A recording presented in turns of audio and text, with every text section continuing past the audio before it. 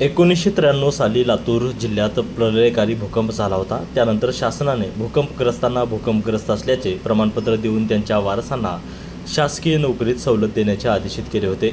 मात्र रेणापूरचे तहसीलदार प्रशांत थोरात यांनी भूकंपग्रस्त प्रमाणपत्र देण्यासाठी नियमात नसलेल्या अटी टाकून भूकंपग्रस्तांना प्रमाणपत्रापासून वंचित ठेवलं असून न्यायालयाच्या आदेशाला देखील केराची टोपली दाखवल्यामुळे संतप्त झालेल्या भूकंपग्रस्त तरुणाने थेट जिल्हाधिकारी कार्यालय गाठत जिल्हाधिकारी कार्यालयाच्या मैदानात झाडाखाली बसून ठिय्या सुरू केलाय।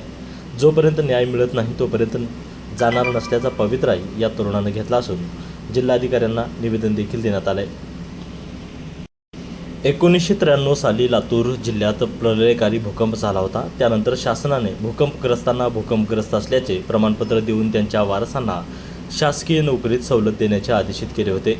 मात्र रेणापूरचे तहसीलदार प्रशांत थोरात यांनी भूकंपग्रस्त प्रमाणपत्र देण्यासाठी नियमात नसलेल्या अटी टाकून भूकंपग्रस्तांना प्रमाणपत्रापासून वंचित ठेवलं असून न्यायालयाच्या आदेशाला देखील केराची टोपली दाखवल्यामुळे संतप्त झालेल्या भूकंपग्रस्त तरुणाने थेट जिल्हाधिकारी कार्यालय गाठत जिल्हाधिकारी कार्यालयाच्या मैदानात झाडाखाली बसून ठिय्या सुरू केलाय।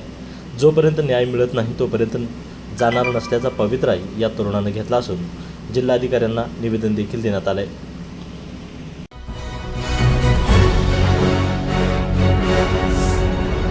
Thanks for watching Ekmat Digital.